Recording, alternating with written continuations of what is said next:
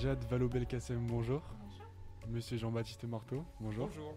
Merci d'avoir accepté d'échanger avec les élèves des spécialités sciences économiques et sociales et histoire, géographie, géopolitique, sciences politiques du lycée Louis-Armand d'Aubonne sur le thème engagement et carrière professionnelle. Najat Vallaud-Belkacem, rappelons que vous avez été ministre de l'Éducation nationale et actuelle directrice France de l'ONG One qui lutte contre l'extrême pauvreté et en faveur de l'éradication de maladies en Afrique. Jean-Baptiste Marteau, vous êtes journaliste, présentateur du journal de France 2. Vous êtes également engagé dans l'association Le Refuge qui propose un hébergement aux jeunes contraints de quitter leur domicile devant le refus de leur famille d'accepter leur homosexualité. Professionnels mais aussi femmes et hommes d'engagement, observateurs et acteurs publics, vous êtes particulièrement à même de nous expliquer comment conjuguer une carrière professionnelle tout en poursuivant un engagement au service d'une cause. Tout de suite, une première question d'Océane.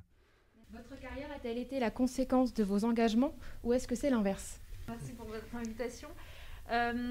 Mes fonctions actuelles au sein de l'ONG One, donc de lutte contre l'extrême pauvreté, sont clairement dictées par l'engagement qui est le mien depuis de nombreuses années et que j'avais finalement investi dans un premier temps dans un champ politique en France et que j'investis aujourd'hui de façon différente dans un champ international, mondial, en luttant notamment contre cette extrême pauvreté en Afrique subsaharienne. Mais c'est bien la même chose, c'est-à-dire l'envie que les choses aillent mieux à l'échelle de nos sociétés et de notre monde.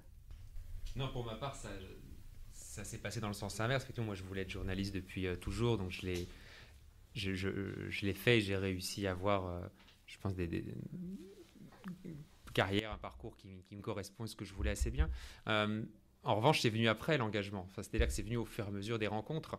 Et notamment, vous parliez du refuge. Quand le fondateur du refuge m'a contacté il y a quasiment 10 ans maintenant pour me dire, voilà, la réalité de notre association, on a des jeunes de 18 ans, 20 ans qui sont mis à la porte de chez eux juste parce qu'ils sont homosexuels. Au départ, j'ai vraiment cru que c'était une blague. Je lui ai dit, mais c'est pas possible, ça n'existe pas. Et puis, est-ce que c'est sérieux du coup, vous avez vraiment une association pour lutter contre ça? Ça existe. Et je suis allé visiter le premier centre qui avait été à Montpellier et ça m'avait révolté. Je ne comprenais pas que c'était encore possible. Et j'ai rencontré beaucoup de jeunes, discuté avec eux. Et là, je me suis dit, tu as deux solutions. Soit tu regardes ça en disant, ouais, c'est triste quand même, c'est dommage. Soit tu essaies à ton modeste niveau de t'engager et de faire bouger les choses. Et c'est ce que j'ai voulu faire parce que je pense que je suis incapable de rester les bras croisés. C'est ce qui nous rassemble un petit peu aujourd'hui, c'est de se dire, on a deux solutions, soit on constate et on se dit, oui, il y a des pauvres, oui, il y a des gens qui sont exclus, c'est comme ça, soit on se dit, comment on fait bouger les choses et on le fait. Y a-t-il des moments où vos engagements et vos convictions ont dû être mis entre parenthèses dans le cadre de vos fonctions ? Oui, en tout cas, non pas les engagements qui sont les nôtres et les convictions qui sont les nôtres, ça reste à l'intérieur de nous, mais il est arrivé, par exemple moi, que je sois dans une entreprise dans laquelle on demandait de ne pas forcément s'exprimer publiquement sur des questions politiques et des questions partisanes. Et donc, de ne plus le faire publiquement, clairement, parfois, les engagements politiques peuvent être... lorsqu'ils sont exprimés publiquement, incompatibles avec la vie d'une entreprise. Et je peux le comprendre et on peut le comprendre. Et c'est aussi ce qui m'a poussée, moi, à reprendre un type d'engagement et un type de vie professionnelle avec cette ONG qui me rendent plus faisable, finalement, l'expression de mes engagements politiques aussi. Effectivement, parfois, il faut faire la part des choses. Et quand on est dans le cadre professionnel, ses convictions, on ne les met pas de côté, mais on fait la part des choses. Effectivement, dans le cadre professionnel, on ne peut pas se permettre forcément d'avoir des prises de parole publiques ou des actions, je pense sur les réseaux sociaux notamment, qui soient en contradiction avec notre boulot, c'est pourquoi on est payé. Maintenant, on arrive à faire la part des choses. Et effectivement, aujourd'hui, on travaille 35-40 heures par semaine, beaucoup plus pour certains, mais il y a quand même du temps à côté. Et effectivement, il faut déjà ménager le temps. Donc, il y a la partie privée, il y a la partie de l'engagement associatif ou autre, et puis il y a la partie du travail, même si effectivement, dans le cadre de notre travail au quotidien, je pense que quand on a une conviction, des valeurs, ça se ressent de toute façon d'une manière ou d'une autre. Et on ne peut pas complètement avoir une étanchéité entre ce qu'on est personnellement et notre vie professionnelle. Dans vos fonctions gouvernementales ou professionnelles, avez-vous toujours eu une totale liberté de parole ?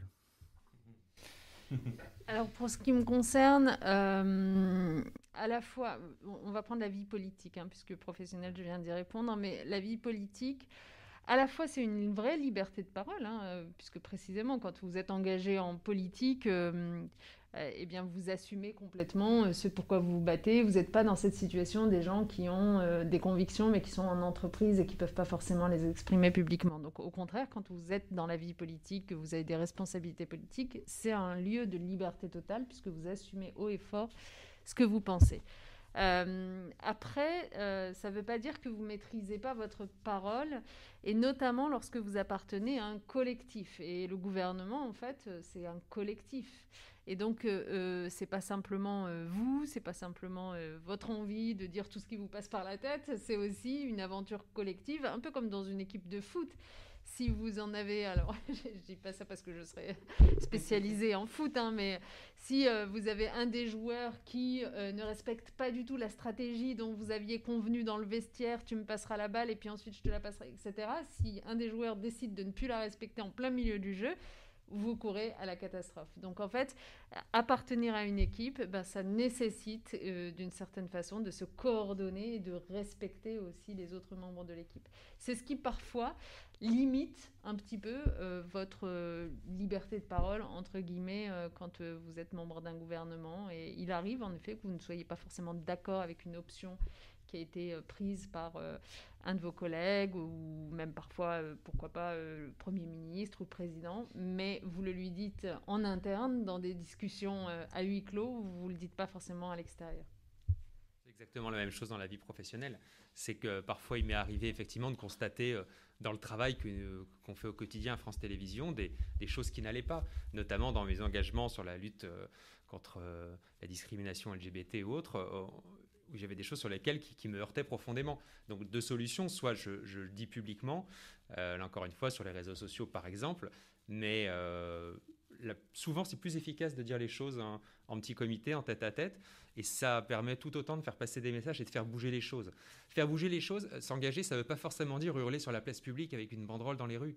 Ça peut être effectivement d'aller voir quelqu'un qui est en responsabilité, le président de France Télé par exemple, ou d'autres rédacteurs en chef, et de leur dire les choses entre quatre yeux et dire là-dessus, on a été mauvais, ça, ce n'est pas acceptable pour telle et telle raison, et je vais t'expliquer pourquoi, et souvent on est beaucoup plus efficace. Donc parfois l'engagement c'est beaucoup plus discret et voilà, c'est pas forcément sur la place publique. On n'a pas besoin d'hurler forcément pour faire bouger les choses. Que pensez-vous de la fermeture du compte Twitter et de l'ensemble des comptes sur les réseaux sociaux du président américain Donald Trump ? En fait, c'est un sujet qui est souvent commenté dans l'actualité en ce moment. Moi, ce qui finit par m'agacer, pour être franche, c'est qu'on finisse par parler davantage de la triste fermeture de son compte Twitter que de ce qui s'est passé au Capitol Hill.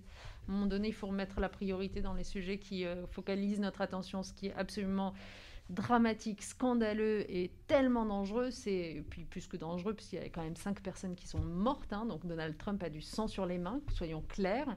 C'est ça qui devrait concentrer tous nos débats publics du moment. Le reste, honnêtement, de plus voir Donald Trump sur Twitter, moi, franchement, je m'en fiche complètement.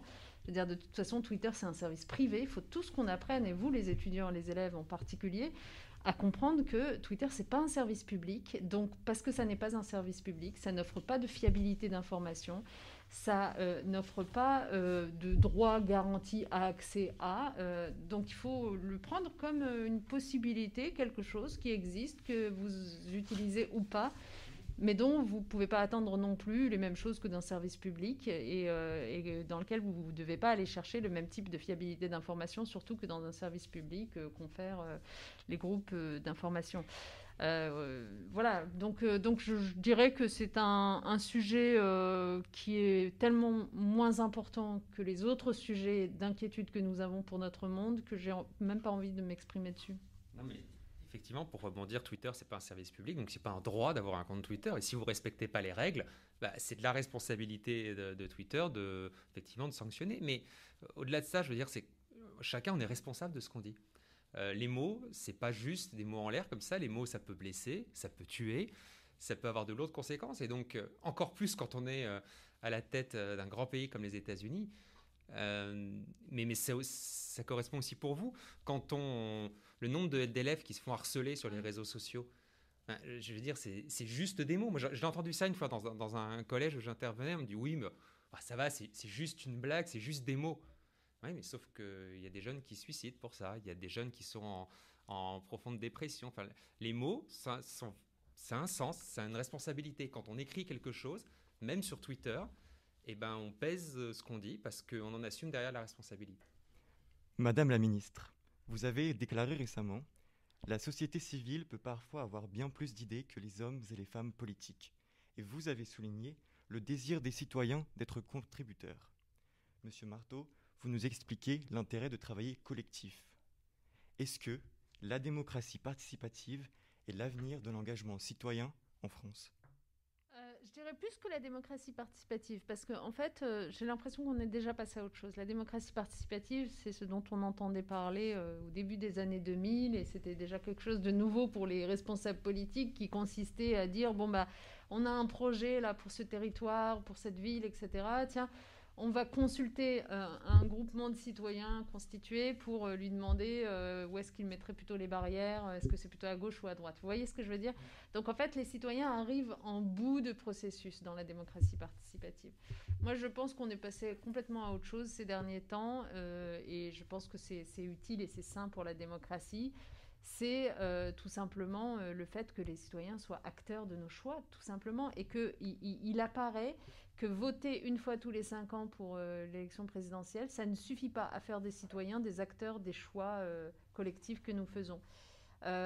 Et donc, pour améliorer cette situation, en effet, il nous faut tous repenser, quand je dis nous, c'est les responsables politiques à tous les échelons, collectivités locales, État, etc.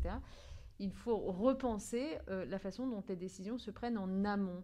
Et les projets qui sont décidés, en amont, il faut vérifier si, par exemple, les fonctionnaires qui travaillent sur le sujet sont suffisamment représentatifs d'une certaine façon de la diversité de la population. Il faut veiller à associer à la réflexion, au-delà de fonctionnaires, par exemple, des chercheurs, par exemple, tous les sujets qui concernent l'école, toutes les décisions qui sont prises en ce moment s'agissant de l'école. Dans quelle mesure est-ce qu'on associe les parents à la réflexion, vous voyez ? Donc, en fait, c'est vraiment en amont et pas en aval. C'est pas à la fin des projets qu'il faut venir demander l'avis des citoyens. C'est vraiment que dans tous nos mécanismes de décision, on veille à être le plus représentatif des acteurs concernés possible. Oui, et à la fois, pour compléter et pour donner un avis un peu personnel, mais je suis assez choqué par cette mode qui consiste à tirer des citoyens au sort et faire penser que ces citoyens tirés au sort vont représenter le peuple. Là, je pense qu'on dévoie un peu la démocratie. C'est qu'on demande l'avis d'un groupe qui soit tiré au sort ou autre, c'est très bien. Mais au final, c'est les gens qui sont élus qui ont la légitimité. Je veux dire, quelqu'un qui a été tiré au sort, il ne représente que lui-même. C'est très bien déjà. Donc, j'ai envie de dire aux gens, si vous avez envie effectivement de vous impliquer, au contraire, allez-y, engagez-vous, présentez-vous à des élections, allez donner votre avis effectivement dans des assemblées où vous pouvez être entendre. Mais au final, si vous voulez peser, présentez-vous. Enfin, c'est le principe de la démocratie, c'est le suffrage universel. Donc, la démocratie participative, c'est évidemment c'est essentiel, mais au final, la démocratie, c'est celui qui est élu. Comment maintenir un engagement fort quand on est sous la critique incessante des réseaux sociaux et de l'opinion ? C'est pas facile. Moi, je l'ai vu il y a quelques mois maintenant. J'avais fait un reportage qui n'avait pas plu à un groupe politique, mais après, c'est notre travail au quotidien. Et je me suis pris une déferlante de tweets, d'insultes, de haine, mais c'était, j'en ai eu entre 6 et 8 000. Et j'ai été extrêmement blessé à ce moment-là. J'ai mis 15 jours à se dire comment on peut prendre autant de méchanceté de la part de certaines personnes. Et donc, du coup, on se dit, est-ce que ça vaut le coup de continuer s'engager, sachant que derrière, on risque de se faire lyncher sur Twitter, entre autres. Et au final, je me dis que c'est pas grave, il faut faire encore la part des choses. Et l'engagement, c'est pour quel but ? Et si c'est pour faire au final bouger les choses et rendre service à certaines personnes, se faire insulter par d'autres qui ne comprennent pas, qui sont plus intolérants ou autres, c'est pas grave. Et je veux dire, je m'engage sur notamment sur la lutte contre les violences LGBT, me faire traiter de tous les noms par certains extrémistes sur Twitter, c'est pas grave. Parce qu'au final, à côté de ça, je vais avoir des messages et je sais que j'ai vraiment aidé à mon petit niveau à faire évoluer certaines personnes et leur permettre peut-être d'être mieux dans leur peau. Donc, faut arriver à faire abstraction, mais c'est pas toujours facile. Comment pourrait-on redonner aux gens et surtout aux jeunes l'envie de s'engager et surtout de voter ? C'est fondamental. Hein. Enfin, c'est ce que je disais tout à l'heure au final, c'est que s'engager, avoir des convictions, c'est extrêmement bien. Mais si au final, vous laissez les autres décider pour vous au moment du vote, ça ne sert pas à grand-chose. Alors c'est vrai, j'entends beaucoup, c'est de se dire, mais moi, je ne me retrouve pas dans les propositions politiques qui sont faites. Je ne me retrouve pas dans les programmes, dans les idées. Alors dans ces cas-là, j'ai envie de prendre les choses en main, quoi. Allez-y, effectivement. Allez voir peut-être les candidats en question et pour les faire évoluer, leur sensibiliser à votre problème, à votre engagement, votre conviction. Mais au final, effectivement, quoi qu'on fasse, il faut arriver à faire comprendre, et je n'ai pas la solution miracle, hein, de toute façon, si on ne va pas voter, on laisse les autres décider pour nous. Moi, c'était le truc de base. Je m'étais dit, effectivement, ma voix, qu'est-ce que ça va peser ? Mais d'un autre côté, est-ce que j'ai envie que mon voisin, lui, décide pour moi ? Non, pas forcément. Donc, on peut débattre, on peut faire des comités de citoyens, on peut faire toutes les associations du monde qu'on veut. Au final, il faudra aller voter. Et ne pas aller voter, on a vu ce que ça donnait dans certains pays. Ça donne vraiment la place à ceux qui sont extrêmement mobilisés, eux, c'est-à-dire souvent les plus extrêmes, à droite comme à gauche. Ceux qui sont, eux, ils iront toujours voter. Hein. Donc, on peut les laisser décider pour nous, mais ce n'est pas forcément le choix que je recommanderais. Jean-Baptiste Marteau, merci.